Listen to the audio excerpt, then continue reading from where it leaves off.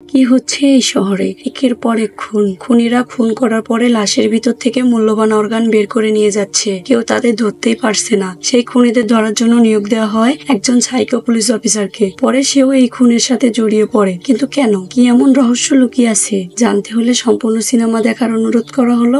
বন্ধুরা, কথা না বাড়িয়ে মূল গল্পে চলে আসা যাক। হাই বন্ধুরা, আমি এনএস তাসনিম তুনা। আমার ইউটিউব চ্যানেল তাসনিম তুনা ফ্লিক্সে আরেকটি নতুন ভিডিও নিয়ে হাজির হলাম। 2025 সালে মুক্তিপ্রাপ্ত হিট 3, যা মার্কো সিনেমাকেও হার মানিয়েছে। গল্পের শুরুতে আমরা দেখতে পাই একের পর এক খুন করার কারণে পুলিশ অফিসার অর্জুন সরকারকে গ্রেপ্তার করা হয়। দেশ জুড়ে অর্জুন সরকারের খ্যাতি অনেক, কারণ সে একজন বড় পুলিশ অফিসার। আজই অর্জুন সরকারের কেসের হিয়ারিং। কোর্টের নির্দেশে অর্জুনকে সেন্ট্রাল জেলে পাঠানো হয়। অন্যদিকে দেখা যায় এসিপি ধারনিয়া নিজের জীবন বাজি রেখে দুর্বৃত্তদের সাথে যুদ্ধ করে জনগণদের বাঁচাতে গিয়ে সে মারা যায়। সেজন্য তাকে অ্যাওয়ার্ড দেওয়া হচ্ছে। অন্যদিকে 9 মাস বয়সী এক বাচ্চা কিডন্যাপিং কমপ্লেন নিয়ে একজন মহিলা এসেছে।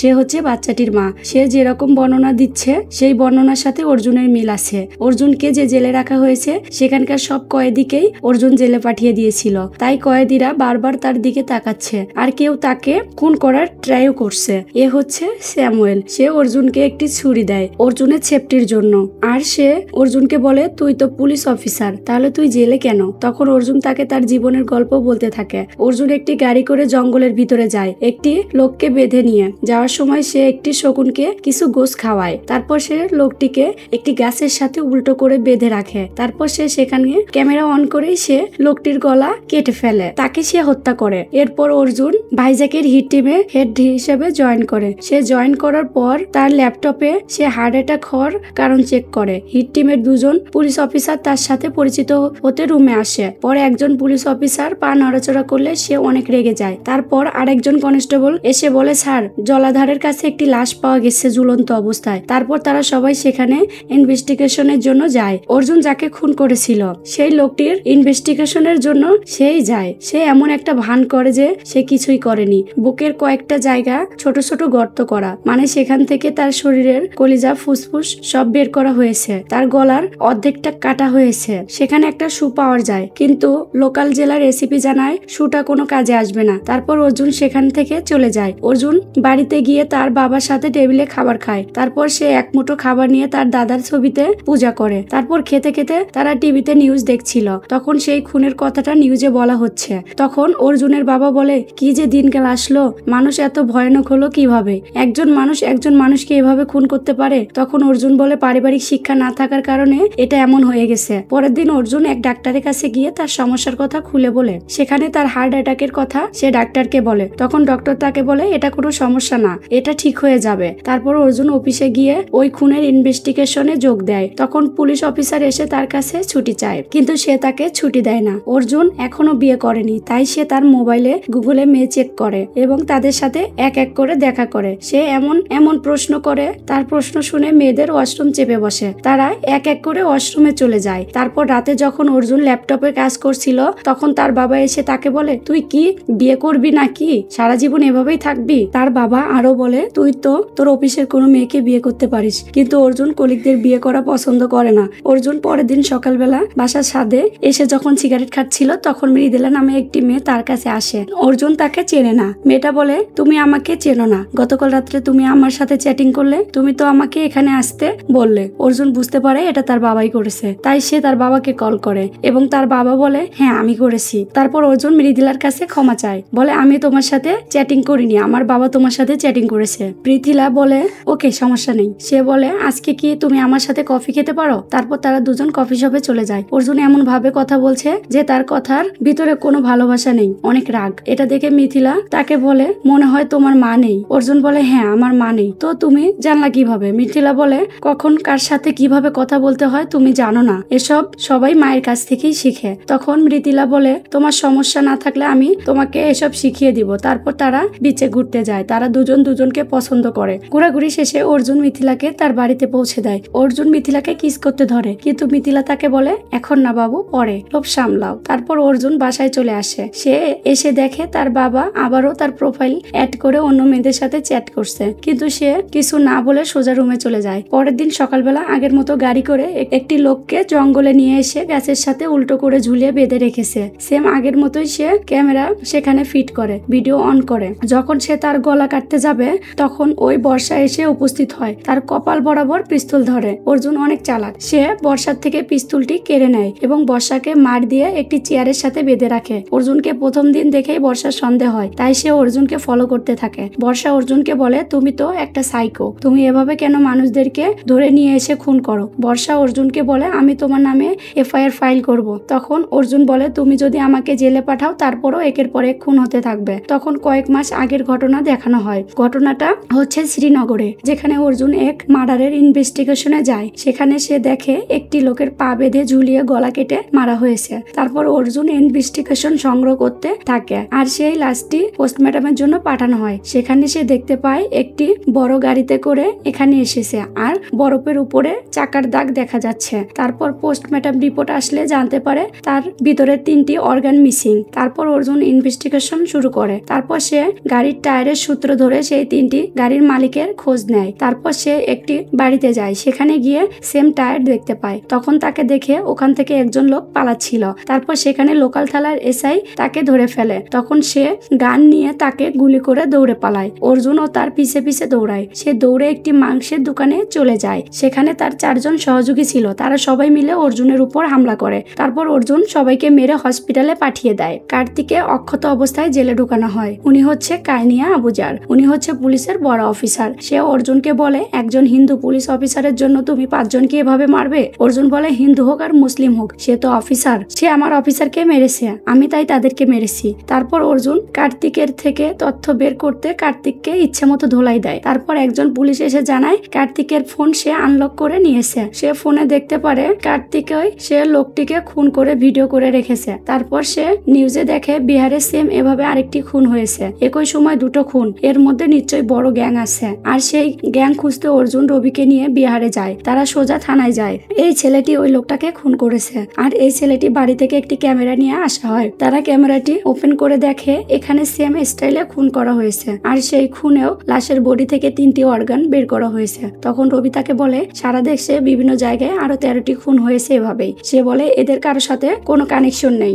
অর্জুন বলে এই খুনের পিছনে নিশ্চয়ই ঘাবলা আছে। যতগুলো কেস ফাইল করা হয়েছে ততগুলোই আমরা জানতে পেরেছি, এর বাইরে আরো তো আছে যেগুলো ফাইল করা হয়নি। অর্জুন সে আসামির মুখ খোলার চেষ্টা করে, কিন্তু সে কোনোভাবেই মুখ খুলছে না। তাকে প্রচুর মার দেওয়া হয়। তারপর সে কিছু স্বীকার করে না। তারপর সেখানে একজন মিলিটারি এসে তাকে জানায় এই ছেলেটাকে বাঁচানোর জন্য থানায় অ্যাটাক করা হবে। অর্জুন সেই খুনিকে শ্রীনগরে ট্রান্সফার করার জন্য কথা বলছিল। তখন জেল থেকে সেই খুনি তাকে জানায় অর্জুন তার একটা চুলও ছিঁড়তে পারবে না। তারপর অর্জুন সেই খুনির চুল ধরে টেনে নিয়ে গাড়িতে করে শ্রীনগরে নিয়ে আসে। তারপর সে এসে দেখে গ্রামের লোকজন অর্জুনের বিরুদ্ধে স্লোগান দিচ্ছে। সে কার্নিয়ার কাছে আসে। কার্নিয়া তাকে জানায় তুমি যে 5 জনকে মেরেছো তার মধ্যে 2 জন আজাদ কাশ্মীরের। এদের মধ্যে যদি কারো কিছু হয়ে যায় তাহলে সমস্যা আরো বেশি হয়ে যাবে। অর্জুন কার্নিয়াকে বুঝায় 13টি খুন হয়েছে, এই খুনের সাথে এদের হাত থাকতে পারে। কার্নিয়া তাকে বলে এই কেসের ইনভেস্টিগেশন তাড়াতাড়ি করতে হবে। তাই অর্জুন কাজে লেগে পড়ে। অর্জুন রবিকে বলে কার্তিকের বাড়ি তল্লাশি করো। কার্তিকের বাড়ি তল্লাশি করে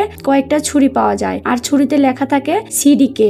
এটা দেখে অর্জুনের সন্দেহ হয়। তারপর অর্জুন ছুরিটি সেখান থেকে নিয়ে যায়। যাওয়ার সময় সে দেখে তার ছবি, ইউনিফর্ম, পোশাক সহ পুড়িয়ে ফেলা হচ্ছে। এটা দেখে সে অনেক রেগে গিয়ে সবাইকে মারতে থাকে এবং বলে এটা কে করেছে, তোমরা কি একটি ইউনিফর্মকে রেসপেক্ট করতে জানো না। সেখানে সে একটি লোকের হাতে ট্যাটু দেখতে পায়। সেম একই ট্যাটু সে বিহারের কিলারের হাতে দেখেছিল আর সে ট্যাটুতে সিটিকে লেখা আছে। এগুলো দেখে সে রবিকে বলে এটা কোনো রিলিজিয়াস কালচারের কার্যক্রম, তারা সেই অর্গানগুলো দিয়ে কিছু একটা করছে। সে রবিকে বলে তুমি 2 জন কিলারকে একসাথে নিয়ে আসো, তাদের জিগায় দেখি কোনো তথ্য পাই কিনা। কিলার 2 জনকে একত্রিত করে অর্জুন ছিটিকে এর কথা জিগায়। ছিটিকের কথা শুনে তারা 2 জন অবাক হয়ে যায়। তখন অর্জুন এক মাস্টার প্ল্যান তৈরি করে, মানে একজনের কাছ থেকে অন্যজনের তথ্য বের করবে। অর্জুন বলে তোমরা যে খুন করছো সেটা আমি বুঝতে পেরেছি। বিহারের ওই কিলার ঠিকঠাক ভাবে খুন করা হয়েছে, কিন্তু কার্তিক ঠিকঠাক ভাবে করতে পারেনি, সে ভুল করেছে। কার্তিক বলে আমি ভুল করিনি, আমি সবকিছুই ঠিকঠাক ভাবে করেছি। তারপর আরেকজন তাকে চুপ থাকতে বলে। চুপ থাকাটাই তাদের রুলস। তার মধ্যে তারা ওয়েবসাইটের কথা বলে যার মধ্যে মার্ডার করার ডিটেলস আছে। তখন অর্জুন বলে সিটিকে নামে তাহলে ওয়েবসাইট আছে। রবি তখন ওয়েবসাইট চেক করে কিন্তু সে কোনো ওয়েবসাইট পায় না। তখন কিলার তাদেরকে জানায় এটা কোনো সাধারণ ওয়েবসাইট না, এটা ডার্ক ওয়েবসাইট। তখন অর্জুন তাকে বলে এই দুই কিলার ডার্ক ওয়েবসাইট সিটিকে ইউজ করেছে। তখন তারা ওয়েবসাইটটি ইউজ করে। ওয়েবসাইটে দেখা যায় একই মার্ডারের অসংখ্য ভিডিও। অর্জুন তখন রবিকে জানায় কিভাবে মার্ডার করতে হবে, কিভাবে অর্গানগুলো বের করতে হবে, সব এই ওয়েবসাইটে নিউজ আছে। আর এই অর্গানগুলো কোথায় যাচ্ছে সেগুলো আমাদেরকে জানতে হবে। তারপর এই ওয়েবসাইটটি কোথায় থেকে চালানো হচ্ছে সেই লোকেশন বের করতে হবে। কিন্তু তারা সেই ওয়েবসাইটটি লোকেশন বের করতে পারছে না। আর অর্জুন এই তথ্য বের করার জন্য এই দুইজন কিলারকে প্রচুর টর্চার করে। তারপর তাদের ম্যাডামের কাছে কল আসে হসপিটালের ওই 5 জনের মধ্যে একজন মারা গেছে। তারপর কার্নিয়া অর্জুনকে ওখান থেকে চলে যেতে বলে। অর্জুন তার কথা না শুনে বিহারের ওই ছেলেটিকে অনেক মারতে থাকে। কার্তিক অর্জুনের টর্চারের ভয়ে পুলিশের গুলি নিয়ে নিজের মাথায় গুলি করে মারা যায়। পরে অর্জুনকে সেখান থেকে ট্রান্সফার করে দেওয়া হয়। চীন চলে যায় বর্তমানে। অর্জুন বর্ষাকে বলে এই লোকগুলো ধরতে এই গ্রুপের মেম্বার হওয়া ছাড়া আমার কোনো রাস্তা নেই। আর এই গ্রুপের মেম্বার হওয়ার জন্য এখন এগুলো করছে সে। আর বর্ষা তাকে বলে এজন্য আপনি নিরীহ মানুষের প্রাণ নেবেন। অর্জুন তাকে বলে আমি কোনো নিরীহ মানুষের প্রাণ নেইনি। আমি যেগুলোকে হত্যা করি সে কোনো না কোনো অপরাধ করেছে। কেউ 8 বছরের মেয়েকে রেপ করেছে, কেউ বা ক্রিমিনাল। তারপর অর্জুন বর্ষার সামনে ওই ব্যক্তির গলা কেটে খুন করে। আর এসব কিছু জানার পর বর্ষা ডার্ক গ্রুপের ওয়েবসাইট চেক করে। অর্জুনকে একটি ভিডিও দেখায়, সেখানে একটি লোককে একইভাবে খুন করা হয়েছে। বর্ষা বলে এই খুনটি যে করেছে সে শুধুমাত্র একটি ভিডিও আপলোড করেছে। আরেকটি ভিডিও আপলোড করতেই তাকে আরেকটি খুন করতে হবে। আর সে হয়তোবা কিছুদিনের মধ্যে সে খুনটি করবে। আর সেজন্যই সে সময় আমরা সেই কিলারকে ধরতে পারবো, একজনের জীবন বাঁচাতে পারবো। অর্জুন সাথে সাথে টিম নিয়ে জয়পুরে চলে যায়। তারপর সেখানে গিয়ে সেখানকার লোকাল পুলিশদের সে সেই ভিডিওগুলো সে দেখায়। সেই ভিডিওগুলোতে সে যে জ্যাকেটটি পরেছে তারা বলে এই জ্যাকেটটাই শুধু পেট্রোল পাম্পে কাজ করা স্টাফরাই পরে। এজন্য শহরে যত পেট্রোল পাম্প আছে তারা সেখানে খোঁজ শুরু করে। তারপর মিথিলা তাকে সারপ্রাইজের জন্য ডাকে। তারপর অর্জুন সেখানে যায়। সেখানে গিয়ে দেখে মিথিলা তার মায়ের একটি ভিডিও বানিয়েছে। অর্জুন সেটা দেখে অনেক খুশি হয়। তারপর বর্ষা অর্জুনকে ফোন করে দ্রুত জয়পুরে আসতে বলে। তারা এক ফিলিং স্টেশনে সেই লোকের সন্ধান পেয়েছে। তারপর অর্জুন গিয়ে সেখানে অপেক্ষা করে। এরপর এক ভিকটিম গাড়ি নিয়ে সেখানে আসে। আর অর্জুনকে দেখে সে গাড়ি থেকে পালিয়ে যায়। অর্জুন তার পিছে ছুটতে থাকে। পর সে গাড়ি এক জায়গায় আটকে থাকা দেখতে পায়। সে গাড়ির দরজা ওপেন করতে একটি লাশ দেখতে পায়। তখন অর্জুন যে ওটা ভালোভাবে দেখবে তখনই ওই বিক্রম তার পেটের ভিতরে একটা ছুরি ঢুকিয়ে দেয়। তখন অর্জুন পেটের ভিতরে ছুরি নিয়ে তার সাথে মারামারি করতে থাকে। তখন ভিকটিম তার পেটের ভিতরে ছুরিটা বের করে। ছুরি বের করার সাথে সাথে অর্জুন সেখানে অজ্ঞান হয়ে যায়। তখন সেই ভিকটিম অর্জুনকে গাড়িতে করে নিয়ে চলে যায়। সেই সময় সিটিকে এর পরিচালক অর্জুনকে তাদের টিম মেম্বার করে ফেলে। তখন অর্জুনের জ্ঞান ফেরে আর সেই সাসপেক্টকে সে মেরে ফেলে। তারপর অর্জুন অজ্ঞান হয়ে গেলে অর্জুনের কনস্টেবলরা তাকে হসপিটালে নিয়ে যায়। অর্জুনের জ্ঞান ফিরে এসে দেখে সে সিটিকে ওয়েবসাইটের মেম্বার বানানো হয়েছে। তারপর তারা তাকে মিট করার অ্যাড্রেস পাঠায়। তখন অর্জুন তার স্যারকে সব কথা খুলে বলে। তখন তার বস শুনে রাজি হয়। সে বলে এটা জটিল হবে। আর তখন ওই তার টিম মিলে তারা লাহার লগনের উদ্দেশ্যে রওনা হয় এবং বলে সবার মিট হবে লাহার লগনের সেম প্লেসে। স্টেশনে দুজন বসের সাথে মিথিলা আসে। মিথিলাকে দেখে অর্জুন অবাক হয়ে যায়। তখন তার বস বলে মিথিলা তোমাদের সাথে হিট টিমে কাজ করবে। তারপর তারা ট্রেনে করে সেখানকার যাত্রা শুরু করে। অর্জুন ট্রেনের ভিতরে তাদেরকে ইনস্ট্রাকশন দিয়ে দেয়। ওদের ইনস্ট্রাকশন মতো আমার ওয়ালেট ডাস্টবিনে ফেলে যাব। তখন আমার সাথে তোমাদের কোনো কন্টাক্ট থাকবে না। মিথিলা অর্জুনের সাথে 2 মিনিট কথা বলতে যাচ্ছিল কিন্তু অর্জুন তাকে কোনো কথা বলার চান্স দিচ্ছে না। অর্জুন যখন সিগারেট খাচ্ছিল মিথিলা তখন তার কাছে গিয়ে তার কলার চেপে ধরে। অর্জুন তাকে বলে নাগেশ্বর তোমাকে আমাকে ফলো করতে বলেছে তাই তুমি আমাকে ফলো করেছো।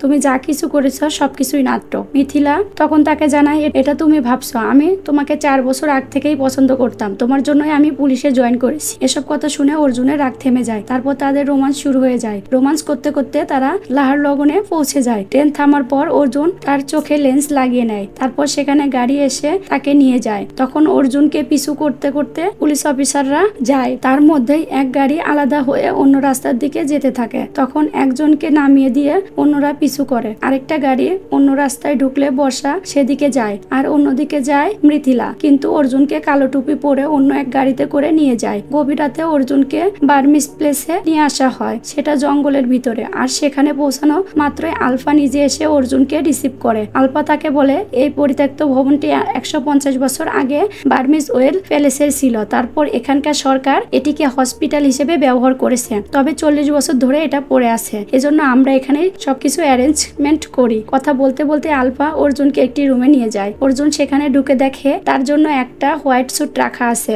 অর্জুন হোয়াইট কালার স্যুটটি পরে নিচে নেমে আসে। মৃথিলা নাগেশ্বরকে কল করে, বলে অর্জুনকে কোনো প্লেসে রাখছে, আমরা বুঝতে পারছি না। নাগেশ্বর তখন বলে তাড়াহুড়া না করে ঠান্ডা মাথায় কাজ করো। অর্জুনের মতো আরো 4 জন সেম ড্রেস পরে আসে, তাই আলফা এদেরকে অন্যদের সাথে পরিচয় করিয়ে দেয়। এখানে ফাইট হচ্ছে, একজন একজনকে মেরে ফেলতে হবে, তাদের চোখের সামনে একজন একজনকে মেরে ফেলতে হয়। তারপর তাদের 5 জনকে 5টি রশি কাটতে বলে। এখানে রশিগুলো কেটে দেওয়ার সাথে সাথে সেখানে রাখা একটি মেয়ে ছিন্নভিন্ন হয়ে যায়। সেটা দেখে অর্জুন নিজেকেই কন্ট্রোল করতে পারছে না। তখন আলফা বলে এটা মাত্র শুরু, তারপর পার্টি শুরু হয়ে যায়, ডিজে গান আর নাচের পার্টি। অর্জুন আশেপাশে নজর রাখছে, তখনই অর্জুনের চোখে পড়ে এক ব্যক্তির উপর আন্ডারগ্রাউন্ড থেকে বের হয়ে আসছিল। তারপর অর্জুন কৌশলে আন্ডারগ্রাউন্ডে ঢুকে যায়। সেখানে গিয়ে সে দেখতে পায় সেখানে খাঁচার ভিতরে অনেক নিরীহ মানুষ আটকানো রয়েছে। এখান থেকে একজনকে বাইরে নিয়ে গিয়ে খুন করা হচ্ছে। তারপর অর্জুন কৌশলে বিল্ডিং এর উপরে চলে যায়। সে একটি কন্ট্রোল রুমে গিয়ে দেখে ফ্রিজের মধ্যে মানুষের অর্গানগুলো রাখা হয়েছে।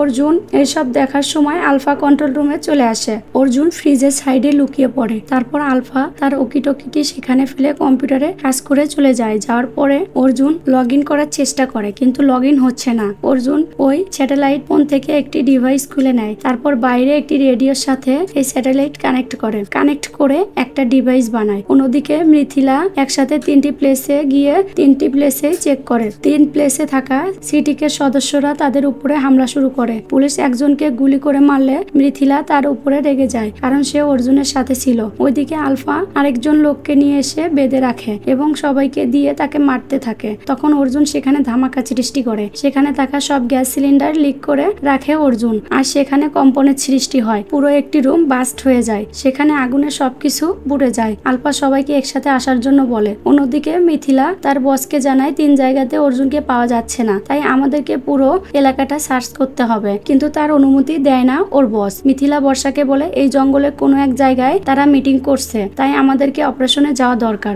বর্ষা এতে অসম্মতি জানালে মিথিলা একা চলে যেতে থাকে। এখানে সবাই একত্রিত হলে আলফা বলে এখানে সিসিটিভি ফুটেজ রাখা হয়নি লয়েলের জন্য, কিন্তু আমি দেখি আমার সার্ভার রুম থেকে ওয়াকিটকি কেউ চুরি করেছে। আবার আমাদের অন্য 3 জায়গাতে পুলিশ রেড দিয়েছে। আবার এখানে ব্লাস্ট, তাই আমি বুঝতে পারছি নতুন মেম্বার হিসেবে ছদ্মবেশে এখানে পুলিশ ঢুকেছে। তাই আলফা নতুন মেম্বারদের রিংয়ে আসতে বলে। তখন আলফা সবাইকে বলে এখানে একজন পুলিশ অফিসার, বাকি 4 জন সিটিকের মেম্বার, আর বলে এখানকার মেম্বার যুদ্ধের জন্য লড়বে, যে টিকে থাকবে সেই হবে সিটিকের সবচেয়ে স্ট্রং মেম্বার, আর সে সবাইকে লড়তে বলে। তো আলফার কথাতে একে অপরের সাথে সবাই ফাইট করতে থাকে, আর এই লড়াইয়ে অর্জুন টিকে যায়। তখন আলফা অর্জুনকে বলে একজন ওয়েলটি পারসন এভাবে অন্যকে মারতে পারে, তাই না? অর্জুন তখন আলফাকে বলে আমাকে কি আপনার পুলিশ মনে হয়? তাহলে আরো অন্য কাউকে পাঠান। তখন অর্জুনের সামনে তার জুনিয়রকে উপস্থাপন করা হয়, যে ওই 3 আস্থানায় রেড দিয়ে ধরা খেয়েছিল। তখন সে বলে অর্জুন স্যার পুলিশ, সে আমার বস। তখন অর্জুনকে বলে তুমি ওকে